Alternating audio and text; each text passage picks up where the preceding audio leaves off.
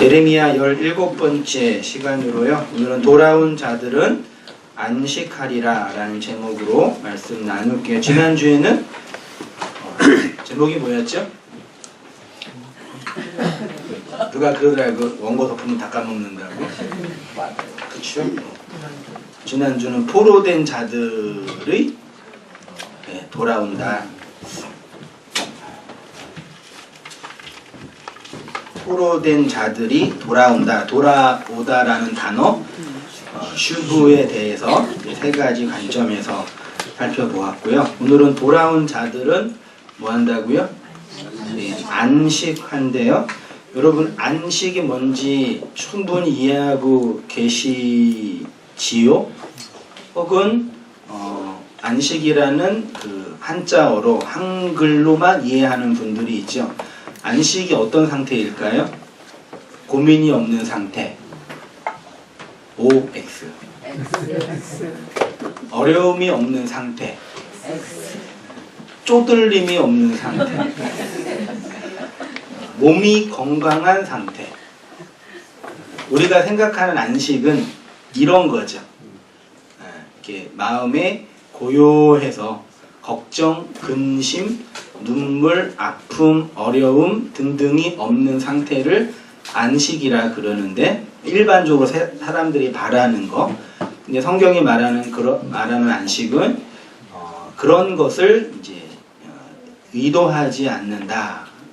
걱정이 없는 사람이 있어요, 없어요? 돈 없는 사람이 걱정을 많이 해요? 있는 사람이 걱정을 많이 해요? 없으면 없어서 걱정하고 있으면 있어서 걱정하고, 애새끼가 공부 잘하는 부모가 걱정을 많이 해요? 공부를 못하는 아이를 둔 부모가 걱정을 많이 해요? 공부를 잘하면 어떻게 더 좋은 데를 갈까 걱정을 하죠. 공부를 못하면 오히려 편안하던데. 그래, 너는 공부랑 상관이 없으니까 몸으로 하는 걸 열심히 해라. 이렇게 편하잖아. 그러니까 여기서 말하는 안식은 우리가 일상에서 그런 경험하는 감정의 상태, 어떤 환경의 상태, 이런 것을 지칭하는 게 아니다. 일단 그걸 염두에 두고, 그리고 돌아온 자가 누리는 안식이 뭘까? 한번 성경을 근거로 한번 돌아보면서 말씀을 다 끝나고 나면은요, 그 안식이 우리 안에 경험되어지고 있는 내용들로 확신하고 또 고백하는 시간이 됐으면 좋겠어요. 바벨론의 포로가 된 이스라엘을 향한 하나님의 언약은 포로된 자들을 돌아오게 하는 것이라고 했죠. 돌아오는데 몇 년이 차면요? 70년이 차면 돌아오는데, 율법이 12, 언약으로 7로 완성되면 70이 되면 그 지점이 포로의 회복이다. 이 포로의 회복이 포로의 돌아옴, 슈브라고 했고요. 이 슈브를 상징적인 절기로 희년으로 50으로 설명을 했죠. 희년 50은 안식년 7년, 안식일 7일, 매일 드리는 상번제 1일 속에 의미가 담겨져 있죠. 그래서 매일 드리는 상번제 안에서도 안식일과 안식년과 희년을 배우고, 일주일에 한 번 드리는 안식일의 절기도 안식년과 희년의 의미를 배우고, 안식년에도 그렇고 희년에도 그런 거예요. 이렇게 50으로 돌아오는 설명하는데, 돌아오는 것은 약속의 땅으로 돌아온다는 것이고, 이는 것 우리가 하나님의 약속이 땅이 된다는 것으로 하나님의 언약이 이루어지는 약속의 땅, 그 약속의 땅은 누구예요? 하나님의 언약을 받은 내 인생 전체가 하나님의 언약이 이루어지는 약속의 땅이다 그랬습니다. 예레미야 25장 10절 보셔요. 너희는 50년째 해를 거룩하게 하여 그 땅에 있는 모든 주민을 위하여 자유를 공포하라. 뭘 공포하라고요? 자유를 공포하라. 이 해는 너희에게는 희년이니 너희는 각각 자기의 소유지로 돌아가며 각각 자기의 가족에게로 돌아갈지며. 레위기 25장에 희년 전체에 관한 이야기가 있는데, 희년은 뭘로 선포해요? 희년이 시작됐음을 뭘로 알 수 있을까요? 레위기 25장에 쭉 나와 있는데 제가 내용상 다 쓰지 못했는데 희년은 나팔을 불어서 온 세상 이스라엘 백성에게 선포하는 거예요. 그러니까 자유를 공포하라 라는 의미 속에 나팔을 불어라 라는 의미가 있어요. 성경에서의 나팔은 뭘 상징하죠? 볼게요. 희년이라는 단어가 히브리어로 요벨이래요. 요벨. 근데 요벨이라는 이 희년이라는 단어가 원뜻은 수양의 뿔, 나팔 이런 뜻이랍니다. 이 요벨이 출애굽기와 민수기에서는 나팔이라는 단어로 번역이 됐고요. 혹은 양각으로 양의 각, 뿔. 근데 레위기에서만 요벨이 희년으로 번역을 했어요. 그러니까 히브리어의 나팔 혹은 희년 그것은 요벨이에요. 그러니까 나팔이 희년이고 희년이 나팔이에요. 단어적으로 보면요. 희년을 알리기 위해서는 나팔을 불었는데 구약 백성들이 나팔을 분다라는 의미는 하나님의 말씀이 선포되는, 그래서 나팔이 불린다, 분다, 말씀을 선포한다. 에스겔서에서도 그 땅을 지키는, 전쟁을 지키는, 전쟁에 오고 안 오고 적군을 살피는 경비병들이 적군이 올 때 뭘 불어요?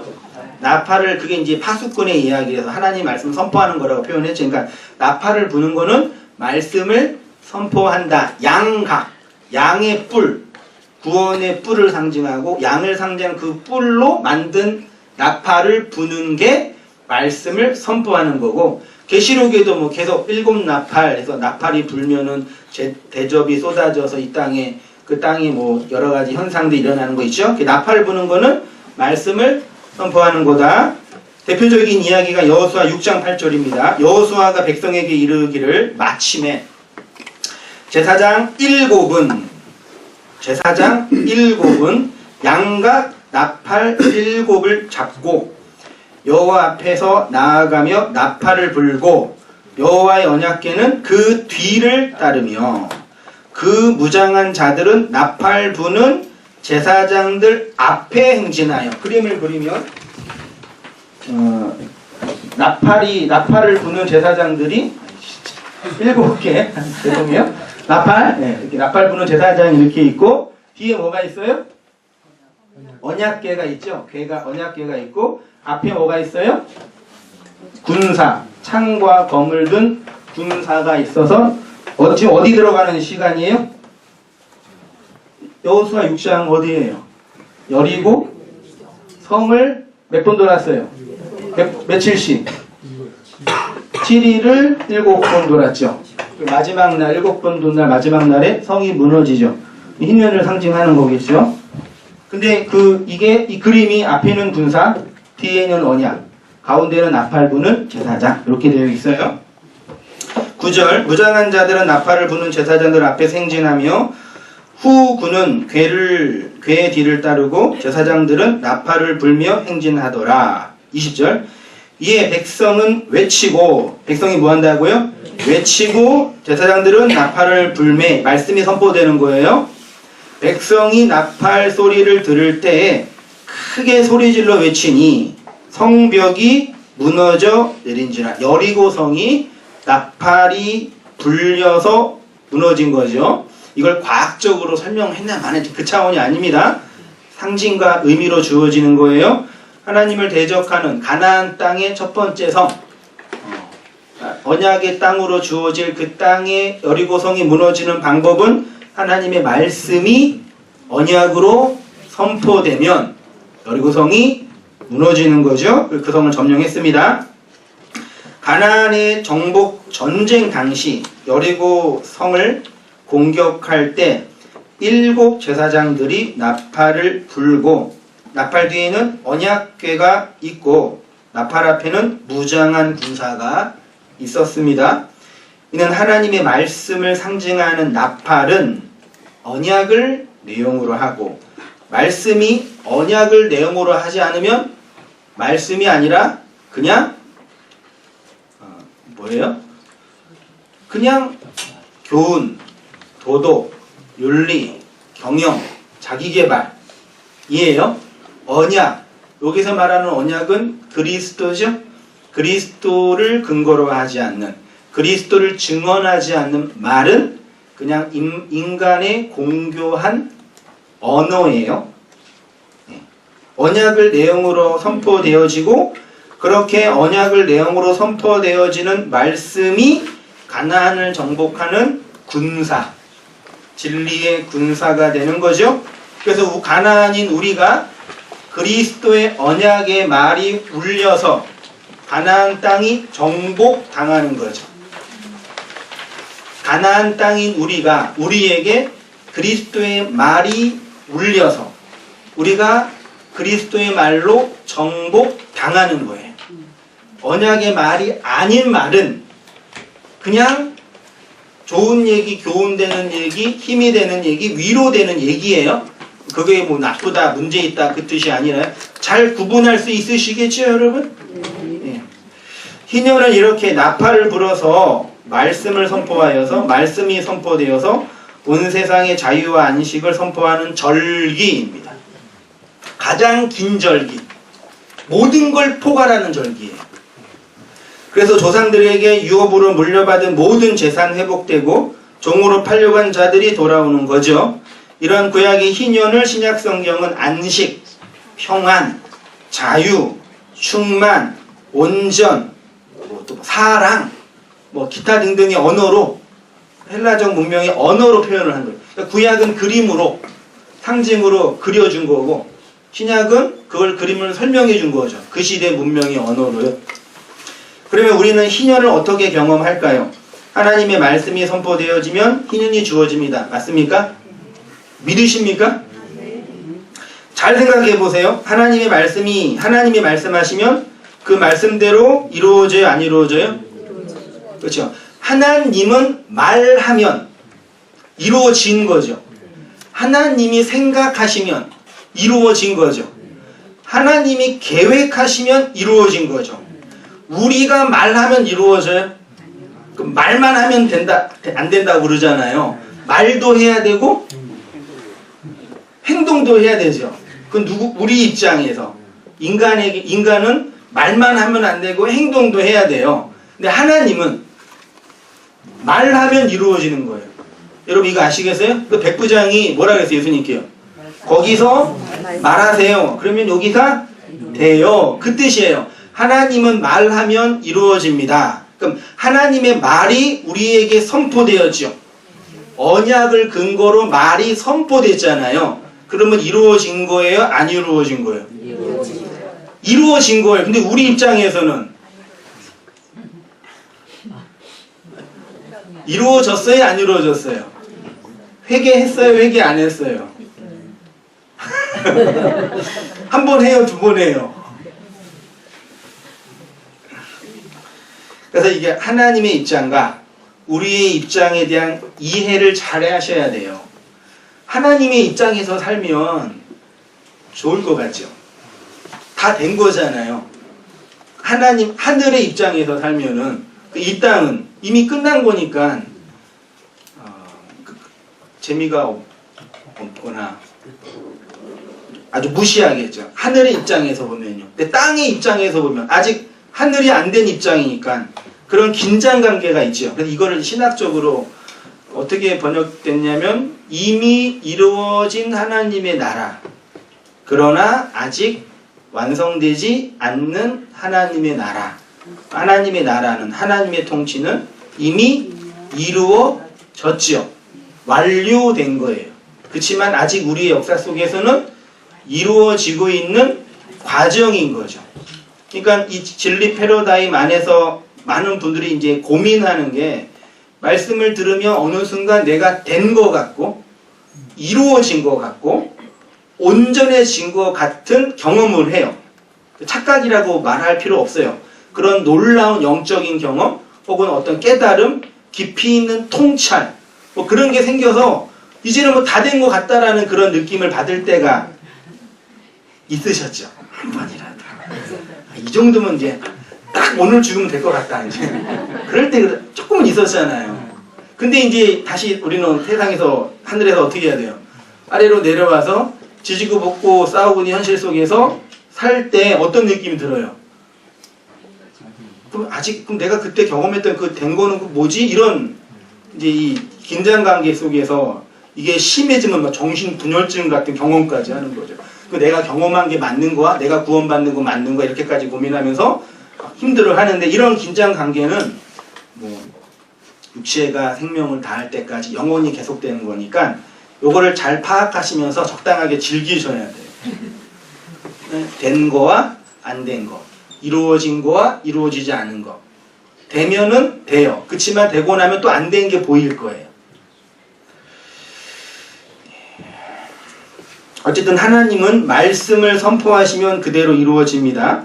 그런데 하나님은 그 희년의 선포를 이스라엘 백성에게 하라고 하셨는데, 안타깝게도 이스라엘은 희년을 단 한 번도, 안식년을 단 한 번도 지킨 적이 없어요. 그것은 희년을 선포하지 않았다는 것입니다. 희년이 어떻게 지켜지냐? 나팔을 불어서 희년을 선포하는 것에서부터 출발합니다. 그런데 그들은 단 한 번도 나팔을 불지 않았어요. 하나님은 자유를 공포하라고 하셨는데, 자유의 말씀을 전하라고 하셨는데, 왜 사람들이 자유하지 못하냐? 자유롭지 못한 상태, 다시 말해 노예의 상태에 있기 때문입니다. 자유를 공포하라가요, 언어로 보니까 데로르 카라래요. 앞에 정관사 명사가 있어서 그 땅의 자유를 선포하라. 그 땅은 당연히 누구예요? 사람이에요. 자유를 선포하라. 그러니까 하나님이 자유를 선포하라, 하나님이 자유를 선포하신 게 아니라 누구를 근거로? 사람에게, 그 땅 백성에게 자유를 선포하라고 대리하신 거예요. 근데 사람들은 한 번도 자유를 선포하지 않았어요. 그 말은 그 땅 백성에게 하나님의 자유의 나팔이 한 번도 울리지 않았다라는 뜻이에요. 이스라엘 역사 속에서 희년을 단 한 번도 지키지 않았는데 거의 지킬 뻔한 적이 딱 한 번 있어요. 딱 한 번. 그때가 이스라엘의 마지막 왕인 시드기야 때예요. 좀 본문이 길지만 제가 한번 찬찬히 읽어볼 테니까 한번 보세요. 예레미야 34장 1절 이하입니다. 바벨론의 느부갓네살 왕과 그의 모든 군대와 그의 통치하에 있는 땅의 모든 나라와 모든 백성이 예루살렘과 그 모든 성읍을 칠 때 공격한 거예요. 말씀이 여호와께로부터 예레미야에게 임하여 이르시되, 이스라엘의 하나님 여호와께 이와 같이 말씀하시니라. 너는 가서 유다의 시드기야 왕에게 아뢰어 이르기를, 여호와의 말씀에 보라, 내가 이 성을 바벨론 왕의 손에 넘기리니 그가 이 성을 불사를 것이라. 죽는다 그런 거네요. 내가 그의 손에서 벗어나지 못하고 반드시 사로잡혀 그의 손에 넘겨져서 내 눈은 바벨론의 왕의 눈을 볼 것이며 그의 입은 내 입을 마주 대하여 말할 것이요 너는 바벨론으로 가리라. 포로가 된다. 그러나 유다의 시드기야 왕이요 여호와의 말씀을 들으라. 여호와께서 내게 대하여 이와 같이 말씀하시니라. 내가 칼에 죽지 아니하고 평안히 죽을 것이며, 빨리 끝낼 거야 그 뜻이겠죠. 힘들게 안 할 거야. 사람이 너보다 먼저 있는 내 조상들 곧 선왕들에게 분향하던 것 같이 내게 분향하며 너를 위하여 애통하기를 슬프다 주여 하리니 이는 내가 말하였음이라. 여호와의 말씀이니라 하시니라. 선지자 예레미야가 이 모든 말씀을 예루살렘에서 유다의 시드기야 왕에게 아뢰니 됐어요. 7절. 그때 바벨론의 왕의 군대가 예루살렘과 유다의 남은 모든 성읍들을 쳤으니 공격했네요. 라기스와 아세가라 유다의 견고한 성읍 중에 이것들만 남았다. 다치고 라기스랑 아세가라만 남았어요. 8절. 시드기야 왕이 예루살렘에 있는 모든 백성과 한 가지로 하나님 앞에 계약을 맺고 자유를 선포한 후에, 느낌이 오세요? 바벨론을 사용해서 다 공격하고 두성 남았어요. 그러니까 시드기야 왕이 어떻게 했어요? 쫄아가지고 그러면 지키겠습니다 계약을 맺은 거예요. 여호와께로부터의 말씀이 예레미야에게 임하니라. 9절. 이 계약은 사람마다 각기 어떤 계약이냐? 히브리 남녀노비를 놓아 자유롭게 하고 안식년이에요. 그의 동족 유다인을 종으로 삼지 못하게 한 것이라. 동족을 종으로 삼지 못하도록 율법이 명시했어요. 율법에 있는 고리대금도 못하게 했단 말이에요. 이 계약에 가담한 고관들과 모든 백성의 각기 노비를 자유롭게 했어요. 다시 종을 삼지 말라 함을 듣고 순복하였더니 잘 됐네요. 11절 후에 그들의 뜻이 뭐하고요? 그래야죠. 당연히 그래야죠. 변하여 자유를 주었던 노비를 끌어다가 복종시켜 다시 노비로 삼았더라. 12절 그러므로 여호와의 말씀이 여호와께로부터 예레미야에게 임하니라. 이르시되 이스라엘 하나님 여호와께서 이와 같이 말씀하시니라. 내가 너의 선조를 애굽 땅 종 집에서 인도하여 낼 때 그들과 언약을 맺으며 이르기를 너의 형제 히브리 사람이 내게 팔려왔거든.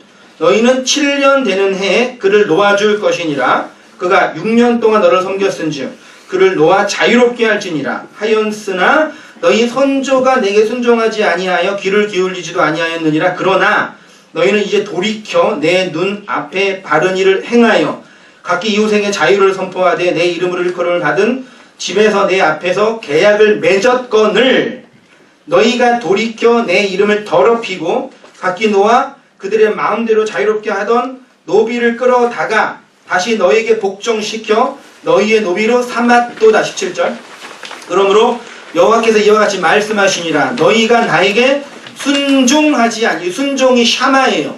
듣지 아니하고예요. 히브리인들 구약에서 순종은 듣는 거예요. 각기 형제와 이웃에게 자유를 선포한 것을 뭐하지 않고요?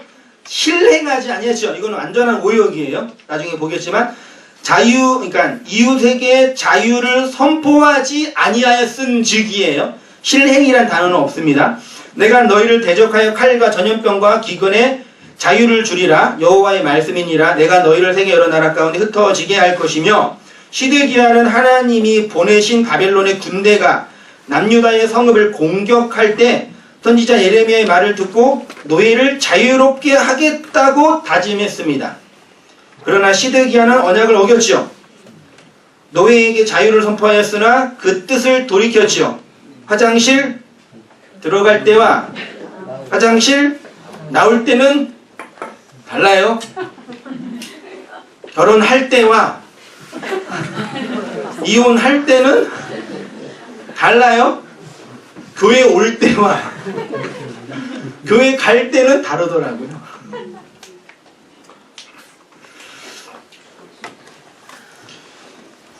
사람은 그래요. 위기 순간에는요 뭐라도 잡으려고 그래요. 나도 속고 하나님도 속능성 것처럼 느껴지는 거죠.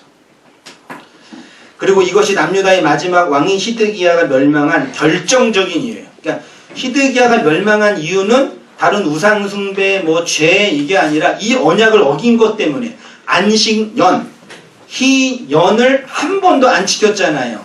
땅이 황폐했잖아요. 그래서 하나님이 안식을 억지로, 강제로 그 땅에 주어지게 하려고 하니까 그 땅의 사람을 어떻게 해야 돼요? 없애야 되는데 언약 백성이니까 없앨 수는 없지요. 그래서 얘네를 머리를 잡고 바벨론으로 올려놓고 그 땅을 쉬게 하는 거예요. 그걸 안식년이라고 그 70년이라고 한 거예요. 17절을 보면 이웃과 형제에게 자유를 선포하는 것을 실행하지 아니하였은즉이라고 했는데 원문에는 로 샤마 엘카라 데로르로 되어 있어서 직역하면 나의 귀로 듣지 않고 자유를 선포하지 않았기에입니다. 남유다를 대표하는 시드기야가 한 것은 하나님의 언약을 듣지 않고 자유를 선포하지 않았습니다. 그래서 결국 하나님이 강제로 그 땅의 희년을 바벨론의 느부갓네살을 통해서 지키신 거고요. 그 땅의 사람을 이주시킴으로 70년 동안 안식하게 한 거죠. 그러면 왜 이스라엘이 바벨론의 포로가 되었겠습니까? 노예가 된 그들의 형제와 이웃에게 자유를 선포하지 않았기 때문입니다. 하나님의 입장에서 복음을 선포하지 않았기 때문이에요. 그럼 왜 그들이 자유를 선포하지 못했죠?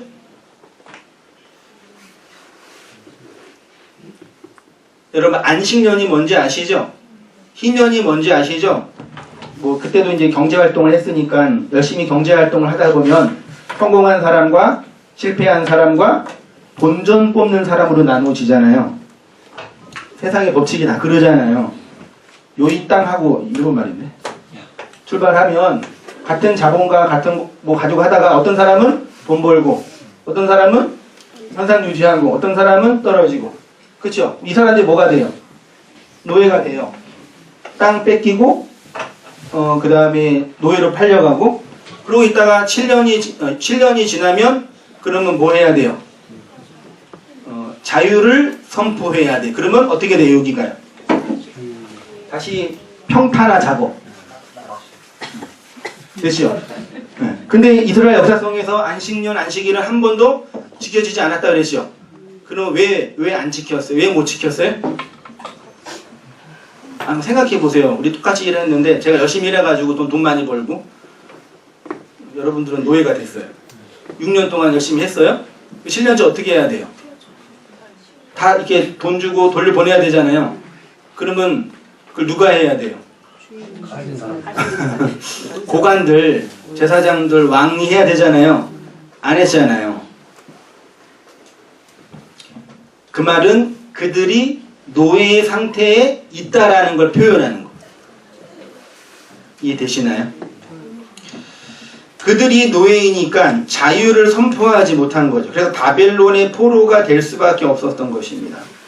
그러니까 이스라엘의 바벨론 포로는 그들의 내적인 상태, 노예의 상태에 대한 외적인 표현이죠. 그래서 하나님이 강제로 누구를 사용해서요? 바사왕 고레스왕 원년에 여호와께서 예레미야 입으로 하신 말씀을 이루시려고 여호와께서 바사의 고레스의 왕의 마음을 감동시키며 그가 온 나라에 공포도 하고 조소도 내려 이르되 바사왕 고레스가 이같이 말하노라. 하늘의 신 여호와께서 세상 만국을 내게 주셨고 내게 줬대요. 내게 왕의 자리가 됐네요. 그거 가지고 사람들을 억압하고 노예를 만들지 않고 어떻게 해요? 다 보낸 거예요. 물론 이게 정치적인 이유가 있어요. 이 바사가 페르시아거든요. 페르시아 전에가 바벨론이에요. 바벨론은 강력한 중앙 집권적 국가였어요. 아주 강력하게 뭐 고대시는 다 그랬지만 근데 페르시아는 워낙 넓은 대제국이니까 중앙 권력으로 정복을 못해요. 그럼 어떻게 해야 되겠어요? 그 땅의 봉건왕들에게 나누어져서 니네가 잘 통치해. 그러니까 바벨론은 이렇게 억압하는 정치라면 페르시아는 이렇게 보내는 정치예요. 정치적으로. 그래서 페르시아 왕이 각 종교, 각 나라로 가서 너희 땅에서 잘 살아. 다만 나의 언약은 지켜. 요런 정치적으로 이렇게 정치적으로 펼쳤단 말이에요. 물론 정치는 그랬는데 성경은 그것을 하나님이 고레스의 마음을 감동하게 하여서 종들을 풀어주는 안식년, 희년에 대한 설명이라고 표현하는 거예요. 보낸 거라니까요.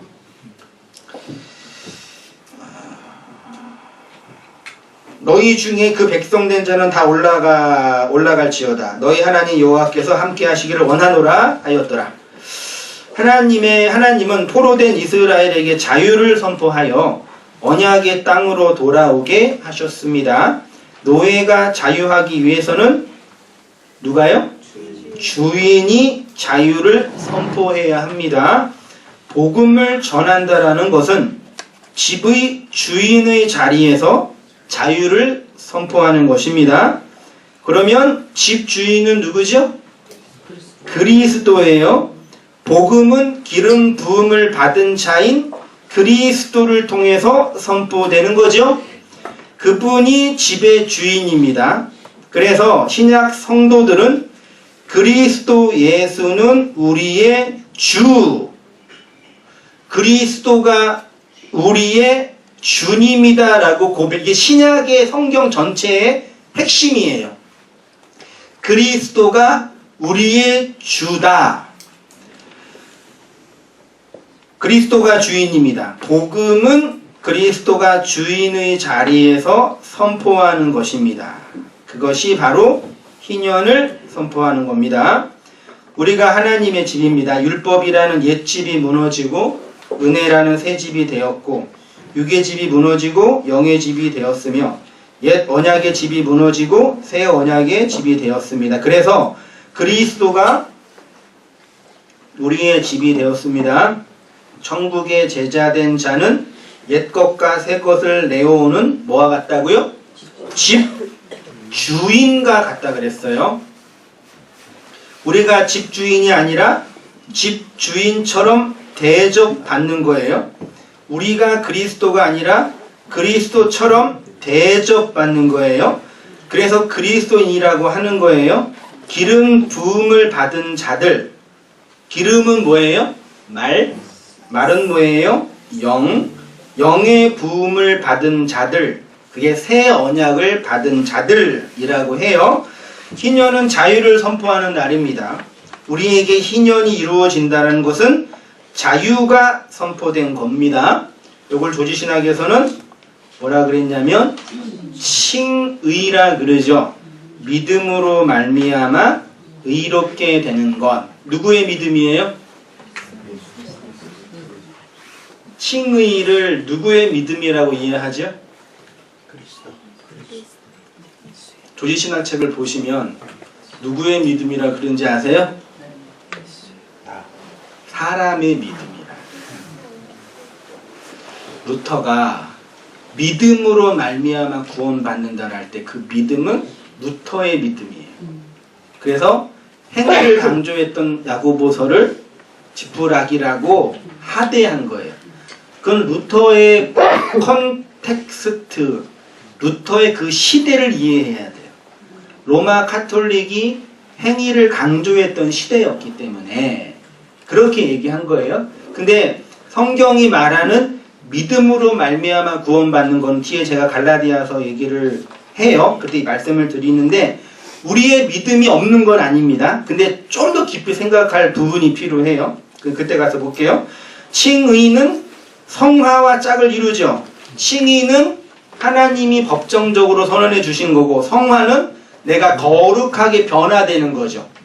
여러분 거룩하게 변화되고 계셔요? 거룩이 좀 부담스러우면 착하게 변화되고 계셔요?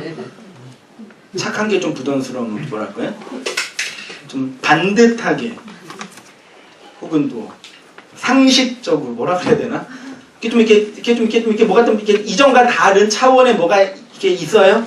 내면적으로, 윤리적으로, 도덕적으로, 환경적으로. 그러니까 성화주의, 성화라는 단어가 나쁜 게 아닌데 성화되세요라고 그 말을 할 때 마음속에 다가오는 거는 도덕적 성화를 얘기해요. 내가 이렇게 변화되는 거. 목사가 돼가지고 그따위로 하면 돼요, 안 돼요? 사모가 돼가지고, 장로가 돼가지고, 권사가 돼가지고, 그러면 돼요, 안 돼요? 그런 걸 이제 그 어떤 이렇게 뭐가 돼가지고 이렇게 변화된 그 위치죠. 그렇게 이해하는데 성경이 말하고 싶은 칭의와 성화는 그런 개념이 아니죠. 볼게요. 이렇게 설명될 수 있는 영역은 아닙니다. 말하자면 하나님이 선포하시고 선언하시면 그렇게 되는 거죠. 그러면 중요한 건 뭐예요? 내 상태가 아니라 하나님의 선언이죠. 우리에게 중요한 거는 나의 육체적인 상태, 감정적인 상태, 재정적인 상태가 아니라 하나님이 나를 어떻게 바라보고 계시냐, 하나님이 나에게 어떻게 말하고 계시냐가 중요한 거예요. 그게 그리스도의 말이에요. 하나님이 말하면 다 되잖아요. 아니에요? 그 설교하는 것처럼 답답한 게 어디 있어요? 하나님 오셔서 다 될지어다. 그럼 다 된 거잖아요. 이렇게 길게 할 필요도 없어요. 성령이 오셔서 될지어다. 그럼 끝나잖아요. 근데 그렇게 안 하고 과정과 어려움을 다 겪게 하시는 거예요. 우리의 경험 속에서요. 근데 우리는 어떤 경험을 하냐면 하나님이 나에게 선포한 그 내용이 있단 말이에요. 내 상태가 아니라. 하나님이 나에게 안식을 선포하셨으면 뭐가 이루어져요? 안식이 이루어지는 거예요. 그러니까 중요한 것은 내가 안식하는 삶, 희년의 삶을 열심히 살아가는 게 아니라 나를 향한 하나님의 선언이고 선포죠. 여기에서 진짜 그리스도인과 그리스도 비스무리한 사람과 나누어지는 거라니까요. 인간은 존재적으로 자기의 주체성이 나의 개로 결정돼야 돼요. 가난해도 나 때문에 가난해야 되고, 일을 못해도 나 때문에 못해야 돼요. 주체성이 누구한테 있어야 돼요? 타자에 의해서 결정되는 게 아니라 내가 결정해야 되니까요. 이해되시나요? 그걸 건들면 사람이 열받는 거예요. 자존심 건든다 그러죠.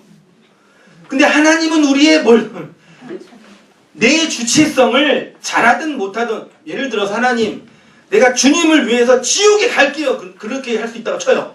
내가 내 몸을 불살라가지고 지옥에 가서 저 지옥에서 고통받고 있는 중생들에게 복음을 전할게요. 성철 스님이 그랬단 말이에요. 제가 그런다고 쳐요. 그럼 주님께서 오셔서 웃기네, 천국 가, 그런다고 할 때 제 마음이 어떻게 했어요? 다행이다. 전 그럴 거예요. 근데 인간은 내가 선택한 내 지옥에 가야 된다니까요. 하나님이 가라고 한 천국이 싫은 거예요. 왜 이 아이들이 반항심이 생기는지 아세요? 외계인의 피를 물려받아가지고 외계인이 이해해가지고 너는 그게 아니라 주체성이 생기는 거예요. 나라는 자아가 생겨서 부모, 타자, 이 관습, 전통에 억압받는 게 싫은 거예요. 내가 하고 싶은 거. 근데 인생 살다 보면 내가 하고 싶은 게 있어요, 없어요?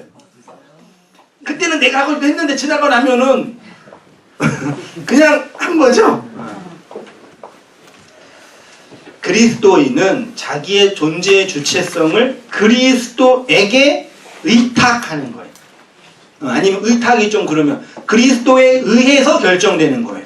그거를 그리스도의 선포로 되는 거예요. 백부장이 당신이 말하면 돼요 이거잖아요. 내가 노력하고 애쓰고 힘써서가 아니라 당신이 말하면 내가 되요잖아요. 그게 믿음이라니까요. 근데 교회 와서 믿음을 배운다고 하는 분들이 당신이 말하면이 아니라 내가 이렇게 할게요, 내가 이 정도 할게요 로 하나님과 관계를 맺는 거예요. 그래서 이렇게 말씀에 의해서 계속 이게 죽어가는 경험을 하면서 고민이 뭐예요? 그러면 내가 도대체 어디까지, 언제까지 이러고 있어야 되냐, 그런 고민들을 이제 다 하시는 거죠. 그 당연한 거예요. 그 일어날 수밖에 없어요. 나를 향한 하나님의 선언이고 선포입니다. 여러분, 하나님이 우리 자신을 향하여 그리스도를 통해서 무엇을 선포하셨는지 아십니까? 4페이지요. 그럼 생각해 볼게요. 사람들에게 하나님의 선언, 희년을 선포하는 것이 왜 중요하겠습니까? 희년은 누가 기다리는 절기죠? 조상의 기업을 잃어버리고 종된 상태에 있는 자들이 기다리는 절기죠? 안식일, 안식년은 누가 기다리는 절기예요? 안식일은 육이라는 역사 속에서 율법의 수고 속에 있는 자들이 기다리는 절기이고 날이죠? 안식년은 6년 동안 노예 상태에 있는 주인을 섬기고 있는 자들이 기다리는 절기죠? 그러면 안식년, 희년, 안식일이 제대로 선포되지 않았다라는 얘기는, 여기서 선포된다는 얘기는요, 하나님의 말씀이 내 안에 들어온다라는 표현입니다. 제가 말씀을 선포하죠. 이건 하나님의 말이에요, 제 말이에요? 하나님의 말인데 누가 졸아요? 어떻게 이럴 수가 있어요? 하나님이 말하는데 졸 수 있어요, 없어요? 죽어요. 그러면 누구 말이기 때문에 졸 수 있는 거예요? 제 말이니까 졸 수 있는 거죠. 이해되세요? 제 말인데 그게 하나님의 말로 들어간다고요. 누구에게는 믿음으로 화한다고 바울이 고백했는데, 그렇게 믿음으로 받는 자에게는 한성민이라는 인간이 설교 연구하고 공부해서 힘들게 전한 언어인데, 여러분 하나님 믿으시잖아요. 성령이 역사하잖아요. 말씀으로 임재하잖아요. 그게 하나님의 말로 내 안에 들어온다니까요. 여러분 이거 아시겠어요? 이게 21세기에 바르트가 해석한 아주 중요한 신학적 해석이에요. 자본주의, 그러니까 자유주의 14였던 그 로마가 아니라 걔가 어느 나라 사람이더라. 아무튼 독일 그 시대에 하나님의 말씀의 실체에 대한 고백이라니까요. 하나님의 말씀이 선포된다는 건 그 뜻이에요. 그러니까 저는 하나님의 말씀을 믿고 그것들을 신뢰하니까 노력해서 말씀을 전하는 거예요. 듣든지 아니 듣든지 이해하시든지 이해 못하시든지 그렇지만 가능한 한 쉽고 간결하게 잘 이해할 수 있도록 전할 수 있도록 교습 방법을 연구는 하겠지만 그래도 하나님이 이 말과 언어를 사용해서 하나님 백성에게 전해요. 그러면 그게 누구의 말이에요? 한섬이 목사의 말이 아니라 여러분의 그리스도의 말이라니까요. 근데 설교를 진짜 잘 들으면 목사님 은혜 받았습니다. 그 말 나와요? 안 나와요? 나오죠. 왜 그러세요? 사람들 사는 곳인데 그러시면 안 되시지. 당연히 붙여야지. 제가 부목사 때, 부교육자 때 설교 가끔 할 때가 있잖아요. 부교육자들의 꿈과 그 이상은 설교하는 거예요. 진짜예요. 생명 걸어야지 설교 한 편에. 나름대로 열심히 설교해서 막 말씀을 전하면 막 성도들이 막 은혜받고 막 그래요. 제가 설교 잘하는지 알았지. 저도 하고 이제 나와서 인사 다 하시잖아요. 권사님들. 그럼 인사 뭐라고 하셨어요? 목사님 은혜 받았습니다. 감사합니다. 그럼 저는 순수해가지고 제가 설교 잘하는 줄 알았어요. 진짜 은혜 받는 분들은요 인사 안 해요. 조용히 사라져요. 서운하기도 해요. 그러니까 물론 한성민이라는 한 인간의 언어를 잘 들어야 되지만 그분을 사용해서 그 인간을 통해서 그리스도의 그 말이 울려 퍼지는 거라니까요. 근데 그렇게 그리스도의 말을 전한 인간 교사, 목사를 막 무시하겠어요, 여러분? 인간적으로 배려해줘 이렇게 이렇게 예의 있게 하는 그 형식도 중요한데 그렇게 되겠냐고요. 그게 마음과 마음으로 전해지는 진리라니까요. 근데 그게 안 되면은요, 맨날 교회 와서 간 봐요. 오래 다니고 안 다니고 문제가 아니라니까요. 한 편을 듣고 두 편을 듣고 문제가 아니라요. 그냥 간만 봐요. 그래서 마음이 여러분이 이 온땅 교회라 온땅 회중이라는 이 회중의 이게 뿌리가 박히지 않으면 내면이 불안한 진리를 듣는데 불안한 분들이 된다니까요. 되게 중요해. 목회적으로 너무 중요하다니까요. 그래서 마음을 한 번도 안 주는 사람이 돼요. 그러면 자기 마음이 뭔지 모르는 거죠. 바람이 나는 겨가 되는 거죠.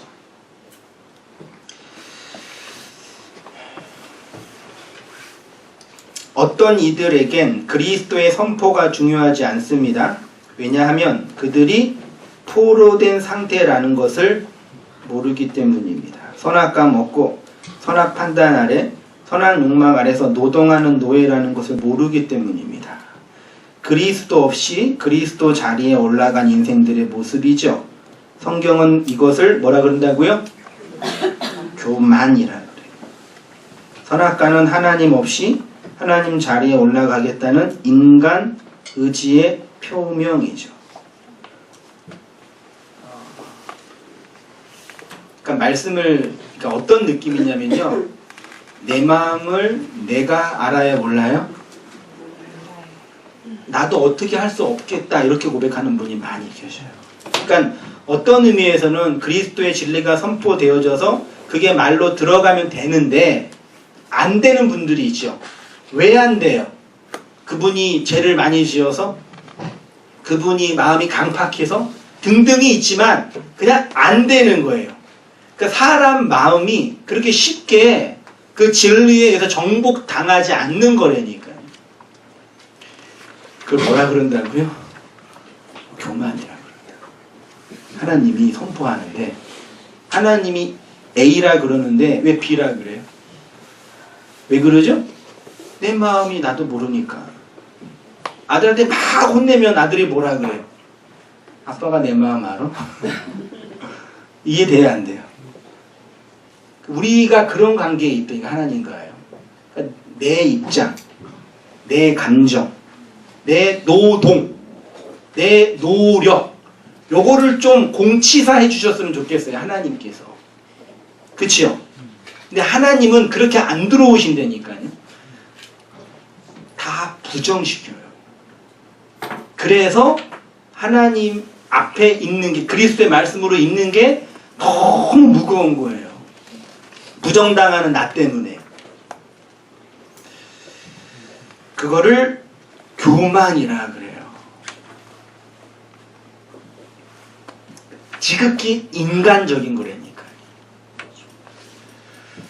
선악과는 하나님 없이 하나님 자리에 올라가겠다는 인간 의지의 표명이고요. 바울은 율법의 행위라고 했습니다.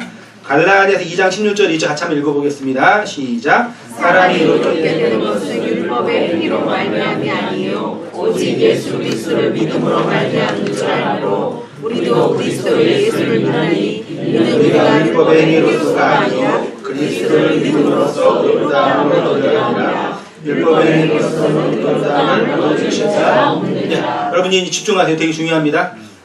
요거 이 말씀이랑 뒤에 말씀만 보시면 돼요. 대부분 제 설교는 그 끝장이 제 결론이더라고요. 보니까요. 자, 보세요. 사람이 의롭게 되는 것은 있죠. 사람이 의롭게 되는 것은 이게 수동태로 되어 있어요. 의롭게 된다는 얘기는 내가 내 의와 노력을 가지고 의롭게 되는 것이 아니라 내 밖에서 의로움이 주어지는 거죠. 요거를 칭의라고 하는 거예요. 그래서 의롭다고 인정해 주는 거예요. 의롭다고 인정해 주는 거예요. 근데 내가 의롭게 될 수 있는 근거는 뭐래요?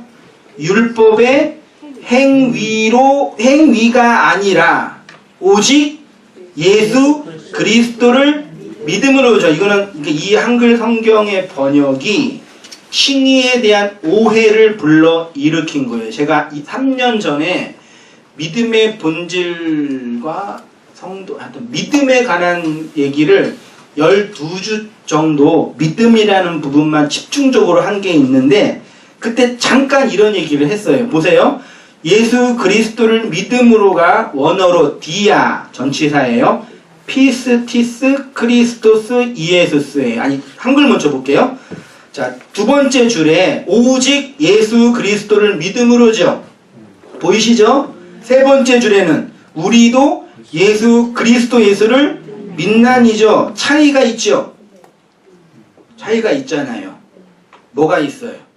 두 번째 줄에는 예수 그리스도를 믿음으로죠. 요게 디아 피스티스 크리스토스 이에수스인데 피스티스는 동사가 아니라 뭐죠?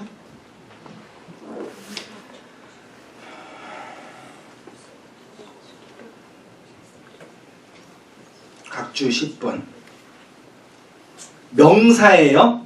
믿음이에요. 믿음. 피스티스는 믿음이에요. 그럼 믿음은 누구의 믿음이에요? 크리스토스 예수죠. 그리스도 예수의 믿음을 디아, 통해. 원어는 한글은 예수 그리스도를 믿음으로. 밑에 거 보세요. 그리스도 예수를 믿나지죠. 요거를 원어로 보면 에고, 에이스 크리스토스 이에수스 피스튜어죠. 피스튜어는 동사예요. 직역하면 우리가 그리스도 예수를 믿나니에요. 두 번째 줄에는 예수 그리스도의 믿음으로, 우리 믿음이 아니라 누구의 믿음이요? 십자가에서 죽으신 예수 그리스도의 믿음으로 우리가 그리스도 예수를 믿는 거예요. 바울이 까먹어가지고 예수 그리스도 하다가 그리스도 예수 한 게 아니에요. 그리스도라 칭하는 예수잖아요. 그리스도를 설명하기 위한 껍데기로 온 분이 육체로 오신 예수잖아요. 예수라는 껍데기 안에 있는 그리스도라는 내용이 있어요. 예수 그리스도가 십자가에서 죽어서 그리스도 예수를 믿게 된 거예요. 우리가요. 그분의 믿음으로요. 예수 그리스도의 믿음을 통해 그리스도 예수를 믿게 됨으로 우리가 의롭게 된 겁니다. 우리가 예수님을 믿어서 심플하게 보면 그럴 수도 있는데 우리가 예수님을 믿기 전에 예수 그리스도가 그분의 믿음으로 이 땅에 오신 거예요. 그게 선행되지 않으면 예수님 못 믿는다니까요. 그게 선행되지 않으니까 누구의 믿음이에요? 내 믿음이에요. 아버지가 병 걸려서 쓰러져 있어요. 눈물 나요? 안 나요? 나지요. 왜 울어요? 아버지가 불쌍해서. 불쌍한 아버지를 보며 내 마음이 아파서. 1이에요? 2예요? 1과 2는 큰 차이가 있다니까요. 여러분, 동정이라는 게 동정을 푸는 그 대상에 대한 지식이 아니라 내 동정심이 중요한 거예요. 이 얼마나 무서운 건지 아세요? 뭘 얘기하다가 그러니까 우리의 어떤 대상을 향해 우리가 경험할 때요, 그 대상 자체를 아는 게 중요한 게 아니라 내가 그 대상을 어떻게 이해하고 내가 어떻게 받아들이냐가 중요한 거예요. 그러니까 여러분, 하나님이 내 인생 도와주지 않으면 화나잖아요. 안 나요? 나요? 나잖아요. 왜요?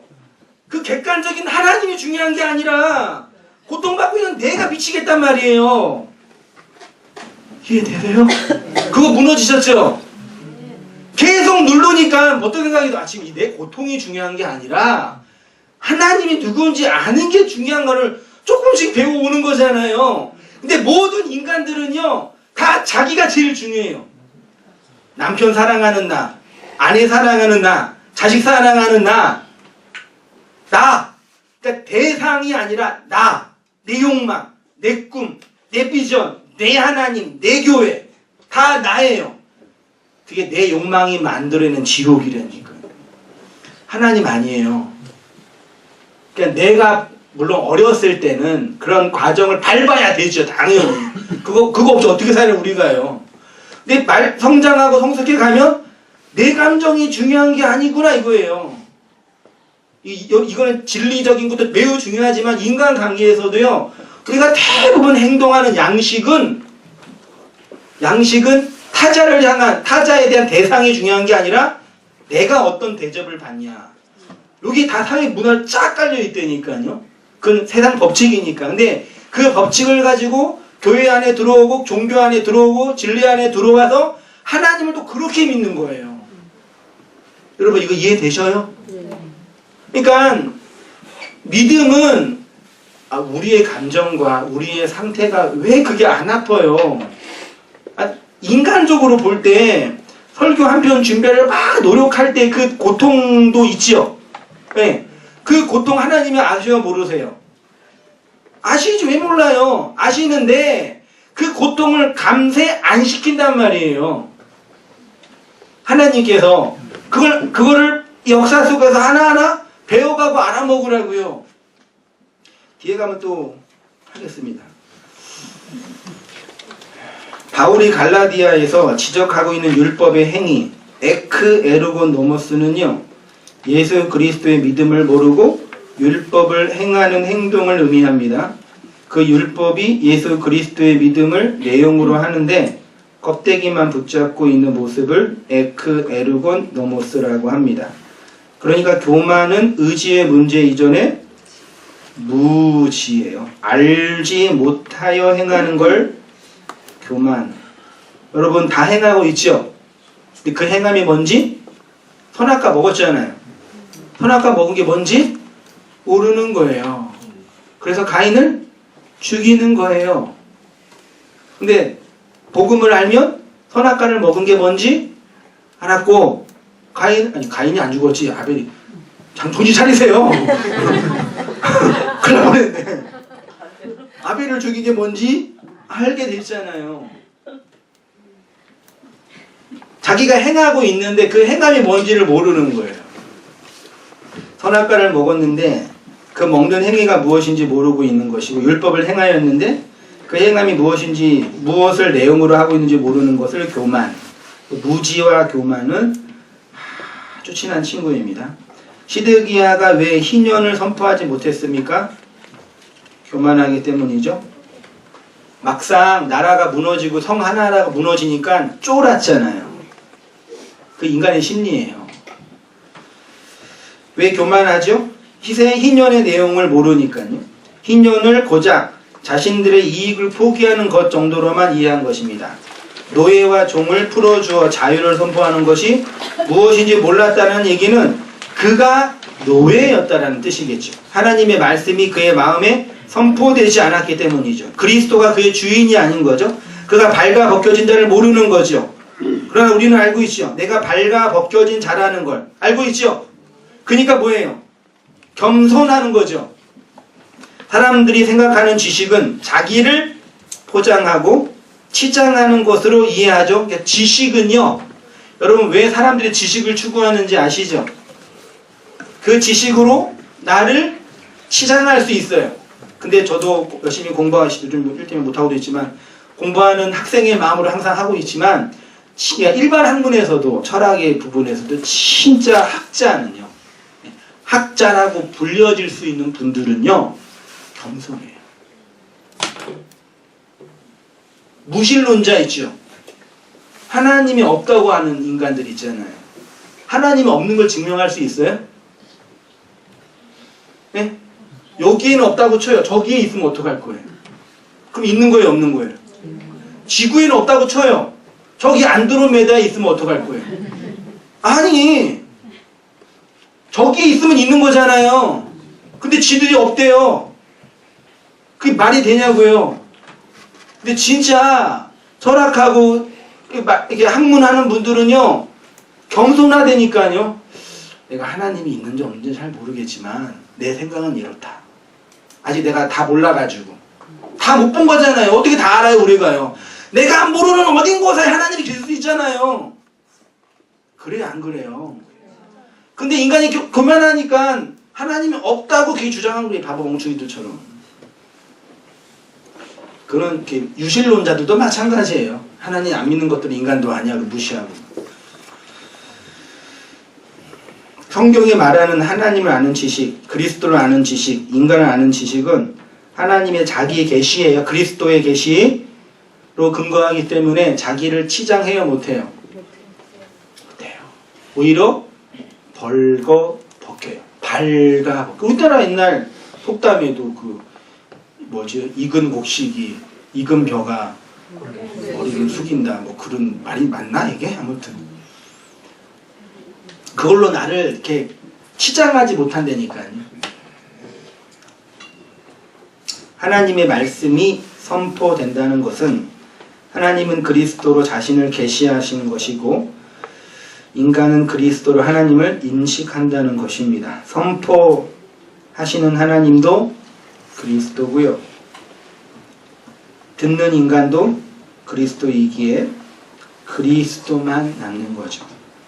그래서 성경은 그리스도를 선포하는 책이고 그리스도를 증언하는 책입니다. 이 역사도 결국 그리스도를 선포하여 그리스도만 남게 되며 우리의 인생도 흙에서 와서 흙으로 돌아가지만 그리스도의 씨를 받아 그리스도를 잉태하여 그리스도를 낳아 구원받게 되는 거죠.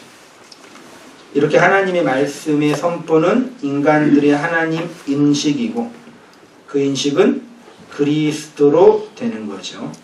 그래서 그리스도교만 유일한 구원 종교이며 은혜 종교입니다. 그 현대 기독교는 그리스도가 아니죠. 인간교죠, 완전. 유실론적 인간교. 유실론적 교회교. 요즘에 인터넷에 그 뉴스에 아니 무슨 교회 세습이 뉴스에도 나와가지고 막 사회문제를 해가지고 쪽팔려가지고 말도 아니에요. 교회 세습 가능해요? 교회를 어떻게 세습해요? 교회 세습은 교회를 어떻게 세습해요? 교회를 세습할 수 있는 게 교회가 되나? 교회 세습이 아니라 연매출 100,000억, 연 고객 10억, 10억이 아니라 10만 낸 종교 기업을 아들이 물려받는 거예요. 당회라는 이사회를 거쳐서 우리가 믿는 그리스도가 주 예수 그리스도교잖아요. 그래서 어떤 이렇게 주 미치겠어. 이런 진짜 쌍욕 나오네. 그냥 그 어떤 그냥 그 기업을 이렇게 물려받는 거예요. 그러니까 너무 이렇게 기분 나빠하지 마세요. 또 그런 걸 개혁하기 원하면 가서 시위도 하시고 하셔야죠. 원단계 우리 둘째 아들 물려줄까? 첫째는 좀 힘들 것 같고 저는 동의하세요?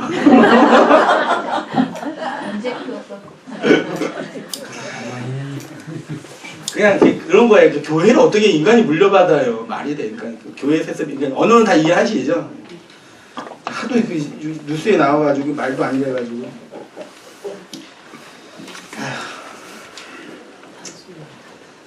기독교가 그리스도를 선포하지 않고 우상을 선포하지요. 그리스도인은 거의 없습니다. 그리스도를 증언하는 전도자로서의 목사도 거의 없지요. 모두 내용과 알맹이 없고 이름만 남아있는 시대입니다. 그래서 희년으로 설명된 그리스도로 살지 못하고 인간의 언어로 문자화된 그리스도라는 명칭으로만 살지요. 그리스도의 말씀은 약속의 언약을 근거로 선포되어 좌우의 날선 검이 되어 나를 정복하는 소리가 됩니다. 그러면 그 소리는 나를 무엇으로 정복하냐? 하나님의 언약을 담은 자로 정복하죠. 다시 말해서 하나님의 언약의 말이 담겨진다는 것은 내가 약속의 땅이 된다는 것이고 진리에 의해서 정복되어진다라는 거죠. 이미 시작이 됐어요. 그리고 완성이 되지만 아직은 안 되니 겸손하게 땅에서 하늘을 바라보며 살아야죠. 발 디딜 곳이 없이 어떻게 살아요? 그것을 젖과 꿀이 흐르는 가나안 땅이라고 구약이 말한 것이고 예수님은 하나님의 통치가 실현되는 하나님의 나라라고 하는 거죠. 그래서 그리스도의 말씀으로 돌아온 자들, 휴부한 자들은 모든 율법의 행위로부터 뭐 한다고요? 자유해요. 율법의 행위로부터 자유해요. 아까 본문에 사람이 의롭게 되는 것은 뭘로 된다고요? 네, 율법의 행위가 아니라 그리스도의 믿음으로 그리스도를 믿는 것으로 된다 그랬죠. 율법의 행위로부터 자유하니까 어떻게 살아요? 막 살아요. 대충 살아요. 그러니까 그런 질문이 나오는 거는 인간을 움직이는 가장 큰 힘 중에 하나가 죄책감이라 그랬잖아요. 이거는 심리학적인 용어인데 복음적인 용어로 죄책감인데 이거는 감정이니까 이걸 빼면 뭐예요? 죄책이 뭐예요? 죄에 대한 책임이죠. 법적인 책임이에요. 요것이 삭제돼요. 그리스도의 믿음, 요거를 칭의라고 신학에서 얘기하는 거예요. 죄에 대한 책임이 삭제되니까 어떻게 살아요?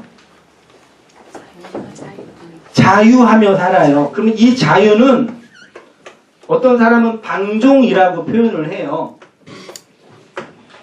근데 방종도 과정이 있다고 보는데 결론적으로 말하면 그리스도의 은혜를 받은 성도는 안식하며 자유롭게 사는데 막 살지 못해요. 그럼 목사가 술 마셔도 돼요? 안 돼요? 아, 전 되는 거예요 이제? 네? 괜찮겠어요? 오늘 밤에 여보 곱창과 함께 마셔도 되는데 여러분 앞에서는 안 마시는 이유가 제가 표리부동하고 외식하기 때문이 아니라 여러분들은 절 다 이해하니까 성도님 제가 요즘 목회가 너무 어려워서 죽겠어요. 술 한잔 마실 수 있죠? 근데 안 마시는 이유가 그걸 보고 목사님이 그러시냐고 상처받고 충격을 받을 분들이 계실 거예요. 그치요? 저는 자유해요. 마셔도 되고 안 마셔도 되고 그리고 술을 좋아하진 않아요. 맛이 없어요. 저는요, 솔직히. 근데 마셔도 되고 안 마셔도 되는데 안 마시는 이유는 제가 목사이기 때문이 아니라 이 술 마심이 우리나라 이 사회 분위기와 전통에서 아직 안 받아들이는 분들이 계시잖아요. 그러니까 그분을 위해서 제가 잠시 참는 거예요. 이게 외식이에요? 예? 이걸 사랑이라 그러는 거예요. 배려라 그러고요. 진리가 됐다고는 인간들이 자기는 하늘나라에 살다 좋아요. 저도 부러워요. 진짜 어느 때는 진짜 부러워요. 부럽단 말이에요. 근데 아직 남아있는 자식 같은 영혼들을 보면서 불쌍하지도 않아요? 그러니까 감정의 근거를 타자에게 해야 되는데 자신에게 해버리고 진짜 자신에게 할 걸 타자에게 의탁한다니까요. 우리가 사람이 이 세상에 살면서 내가 살 수 있는 유일한 길은 다 누구 탓하면 돼요? 다 남 탓하면 돼요. 엄마 때문이야, 아빠 때문이야, 대통령 때문이야, 나라 때문이야. 그럼 나는 살아요. 문제 해결은 안 된다면 이게 우리의 본성이에요. 그런 식으로 살아가는 게 악인데 자유가 들어오면 남 탓이 아니라 그 사람을 위해서 내가 기다려준다고요. 여러분 말씀 나눌 때 말도 안 되는 얘기하는 분들 계시죠? 어떤 분은 진짜 잘난 척하는 분도 계시죠? 계시잖아요. 근데 그거 보면서 못 보겠어. 재수없어. 그러지 마세요. 안 그러시죠? 저기 저땅 교회가 그러죠? 우땅 교회는 다 이렇게 겸손하시죠? 그게 자유한 자의 안식이라니까요. 그러니까 율법의 행위로 나를 정당화하지 않는단 말이에요. 그러니까 율법의 행위로 나를 정당화하게 하는 사람들은 이거 안 하면 죽는 사람이에요. 요거를 오늘날 노동자로 표현하면 누구예요? 일용직 노동자예요. 일용직 노동자가 힘든 일은 뭐죠? 내가 일하지 않으면 먹지 못하잖아요. 그래서 안 할 수가 없죠. 좋아서 하는 게 아니라 안 하면 죽으니까요. 그렇죠? 근데 아버지가 진짜 천억대 자산가예요. 네. 알바를 할 수 있죠. 하는데 왜 해요? 말하자면 이거 안 하면 밥도 못 먹어서 죽으니까가 아니라 사회의 구성원으로 성숙한 시민으로 혹은 일을 배우려고 하나하나 배워가는 사람들이 있잖아요. 그 사람에게 그 알바는 율법의 행위가 아니라 알아가고 배워가는 과정이잖아요. 우리 부모가 그랬으면 좋겠지만 영적으로 해석하세요. 네. 그러면 그 사람은 율법의 행위가 아니라 하나님 아버지의 마음을 역사를 알아가는 과정이고 지식인 거잖아요. 아버지가 알바 시키는 거예요. 자꾸 못하는 거 시키는데 고아들은 안 하면 죽는데 난 고아가 아니잖아요. 근데 하라고 하잖아요. 어떻게 해야 돼요? 열심히 해서 잘 배워서 성숙하고 잘 배워서 어른이 되면 그거 알아먹으라고 알바시키는 거예요. 말하자면요. 우리 인생 속에서. 근데 그 아버지의 그 결론과 그 언약이 주어진 자에게는 율법의 행위가 아니라 안식하게 하고 자유하게는 일이 된단 말이에요. 그렇게 하는 일을 진리의 일이고 하나님의 일이라고 해요. 영적으로 볼 때는요. 그게 율법의 행위로부터 자유로워요 안식하게 되는 거예요. 그러니까 나의 상태, 나의 감정의 어려움이 1차적인 게 아니라 하나님이 나를 어떻게 대접하고 어떻게 선포하냐가 중요한 거예요. 이 갭을 뭘로 메워요? 그게 믿음이라니까요. 믿음으로 살아가는 성도의 삶, 아버지의 그 마음과 나의 이 현실의 어려움을 믿음으로 이어지는 그 삶을 성도의 믿음이라고 하는 거예요. 그래서 바울이 율법의 행위로 않고 예수 그리스도를 믿음으로, 그리스도 예수를 믿음으로 하는 거죠. 왜냐하면 예수 그리스도의 믿음으로 그리스도 예수를 믿기 때문입니다. 이렇게 그리스도의 믿음으로 돌아온 자들, 슈브한 자들은 율법의 행위로 살지 않고 그리스도의 믿음을 믿는 믿음으로 살아가죠. 성경은 이러한 삶을 온전한 삶, 자유의 삶, 안식의 삶 등등으로 표현하고 있으니 우리 모든 성도님들은 믿음으로 살아가시기를 주님의 이름으로 축원드립니다. 기도하겠습니다.